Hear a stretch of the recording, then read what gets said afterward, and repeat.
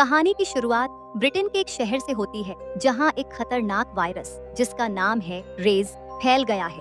ये वायरस लोगों को ज़ॉम्बी में बदल देता है और एक दूसरे को मारकर खाने पर मजबूर कर देता है। पूरे शहर में डर और सन्नाटा है। इसी बीच हम एक छोटे से घर पर जाते हैं जहां 6 लोग वायरस से बचने में कामयाब रहे हैं। इन लोगों में डॉन, उसकी वाइफ एलिस, एक बूढ़ा कपल और 2 अन्य लोग शामिल हैं। घर में कोई भी बात नहीं कर रहा है, ना ही कोई शोर है। एलिस घर में बचे हुए खाने से कुछ बना रही है और डॉन चिंता में है क्योंकि उसके बच्चे स्कूल ट्रिप पर फ्रांस गए हुए हैं। तभी अचानक दरवाजे पर जोर जोर से खटखटाहट होने लगती है।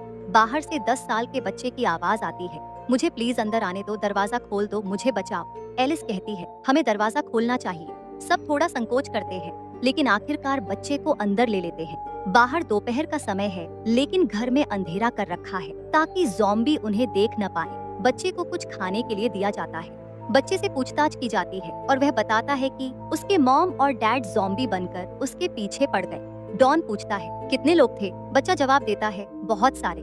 घर में मौजूद एक लड़की डर के मारे बाहर झांकने लगती है और दूर से आते ज़ॉम्बीज़ की आवाजें सुनाई देती हैं। तभी एक ज़ॉम्बी अचानक आकर उस लड़की पर हमला कर देता है। एलिस बच्चे को बचाते हुए ऊपर भागती है और डॉन भी उसके पीछे आता है। वह बार बार कहता है, उसे छोड़ दो, हमें भागना है, लेकिन एलिस उसकी नहीं सुनती। उधर बूढ़ा कपल बाहर दूसरे घर में छुप जाता है, लेकिन उन्हें भी ज़ॉम्बी पकड़ लेते हैं। एलिस और बच्चा जिस कमरे में है, वहाँ भी बहुत सारे ज़ॉम्बी आ जाते हैं। डॉन दूसरे कमरे में होता है और उसे पुकारता है, देखो इधर मेरी तरफ, मेरे पास आओ। लेकिन कमरे में इतने ज़ॉम्बी आ चुके होते हैं कि वह उनकी मदद नहीं कर पाता। डॉन अपना दरवाजा बंद कर लेता है और ऊपर से भाग जाता है।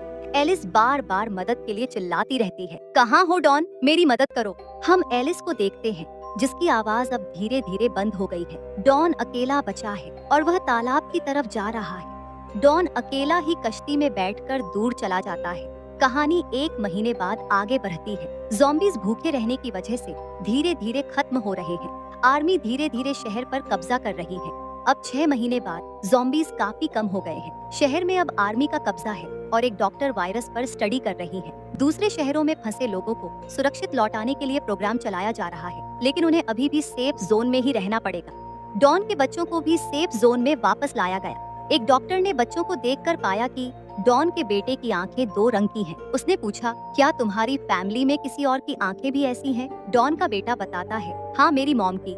डॉन अपने बच्चों से मिलता है। वह अभी भी इस सेफ जोन में रहकर आर्मी के साथ मिलकर काम कर रहा है। डॉन उन्हें एलिस के हादसे के बारे में बताता है। रात को बच्चों को एलिस के सपने आते हैं। सुबह जब डॉन काम पर जाता है, उसके बच्चे चुपके से सेफ जोन से निकलकर अपने घर पहुंच जाते हैं ताकि वह अपनी मॉम की कोई तस्वीर ले सके। तभी आर्मी को भी पता चल जाता है कि 2 बच्चे सेफ जोन से भाग गए हैं। इधर डॉन के बेटे को अपने घर के ऊपर वाले हिस्से से कुछ आवाज आ रही है। ऊपर उन्हें एलिस मिलती है। डॉन का बेटा अपनी मॉम के गले लग जाता है। तभी उसे दर्द होता है। दोनों भाई बहन जब अपने घर से बाहर आते हैं तो देखते हैं आर्मी को, जो उन्हें सेफ जोन में दोबारा लेने आई है। वहाँ पर तीनों को क्वारंटाइन में रखा जाता है। एलिस को बांधकर लैब में रखा जाता है। डॉक्टर उसका ब्लड टेस्ट करती है। वह यह पता करना चाहती है कि कहीं एलिस वायरस से इन्फेक्टेड तो नहीं। तभी उन्हें पता चलता है कि एलिस इन्फेक्टेड तो हुई है, पर उसकी इम्यूनिटी इतनी पावरफुल थी कि उस पर रेज वायरस का असर नहीं हुआ। डॉन अपनी बीवी के पास जाता है। वह बहुत डरा होता है और रोकर माफी मांगता है। डॉन एलिस को गले भी लगाता है और अचानक डॉन खुद ज़ॉम्बी बन जाता है। एलिस मदद के लिए चीखती है, लेकिन डॉन उस पर हमला कर उसे मार देता है। फिर वह आर्मी के लोगों पर हमला करता है। डॉक्टर बच्चों को लेकर सेफ जोन की तरफ भागती है, लेकिन डॉन भी पीछे आ जाता है। डॉन अपने आसपास के लोगों को काट कर ज़ॉम्बी बना रहा है। वह लोग दूसरे लोगों को ज़ॉम्बी बना रहे हैं। सभी अपनी जान बचाकर यहाँ से भागना चाहते हैं। स्नाइपर्स को अलर्ट किया जाता है, लेकिन उन्हें समझ में नहीं आता कि कौन इंसान है और कौन ज़ॉम्बी। सभी को मारने का ऑर्डर दिया जाता है। डायल एक स्नाइपर अपनी ड्यूटी छोड़ देता है। डॉक्टर और बच्चों को बचाता है। तभी डायल को उसके दोस्त का फोन आता है और कहता है, देखो कुछ देर में सारे शहर को बॉम्ब से उड़ाने को ऑर्डर दिया गया है। तुम्हें मैं जिस जगह की लोकेशन भेज रहा हूँ वहाँ पर आकर मुझे मिलो। आर्मी ने सेफ जोन में जितने भी ज़ॉम्बीज़ या इंसान थे, सभी को धमाके से उड़ा देती है। डायल डॉक्टर और बच्चों को लेकर भागता है और उसके दोस्त की बताई हुई जगह पर पहुंचते हैं। तभी डायल का दोस्त हेलीकॉप्टर लेकर आ जाता है। वह डायल को बताता है कि वह सिर्फ डायल को लेकर जाएगा, लेकिन डायल अकेला उसके साथ नहीं जाता। अब सभी भागकर शहर की तरफ आते हैं। आर्मी शहर में जहरीली गैस छोड़ देती है, जिससे ज़ॉम्बी और इंसान दोनों मर जाते हैं। पीछे से आर्मी के लोग आकर सबको जला रहे हैं। सभी गाड़ी में छुपकर गैस से बचते हैं। उनकी गाड़ी स्टार्ट नहीं होती है। तभी डायल गाड़ी से बाहर निकलता है और गाड़ी को धक्का लगाने लगता है, मगर वह आर्मी की नजरों में आ जाता है।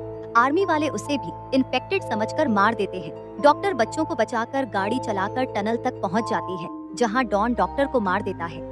इसी बीच डॉन के बेटा बेटी भी अलग हो जाते हैं। डॉन ने अपने ही बेटे पर हमला कर दिया, मगर उसके बेटे के अंदर भी एलिस की तरह ही इम्यूनिटी है, जिस वजह से वह भी ज़ॉम्बी में नहीं बदलता। तभी डॉन की बेटी आकर गन से अपने ही पापा को मार देती है। अब दोनों बहन भाई स्टेडियम पहुंच जाते हैं, जहां पर वही डायल का दोस्त आता है, जिसके पास हेलीकॉप्टर था। वह उन बच्चों को बचा लेता है और अपने हेलीकॉप्टर में ब्रिटेन शहर से बाहर ले जाता है। हमें शहर का नजारा दिखाया जाता है। 28 दिन बाद हम देखते हैं कि बचे हुए ज़ॉम्बीज़ पेरिस शहर में पहुंच गए हैं। डॉन के बच्चे कहाँ हैं, इसका कोई पता नहीं, और यहीं पर इस कहानी का अंत होता है। तो 28 वीक्स लेटर हमें यह दिखाती है कि इंसान की छोटी सी गलती से पूरी दुनिया तबाह हो सकती है। अगर आपको यह रिकैप पसंद आया तो वीडियो को लाइक करो, चैनल सब्सक्राइब करो।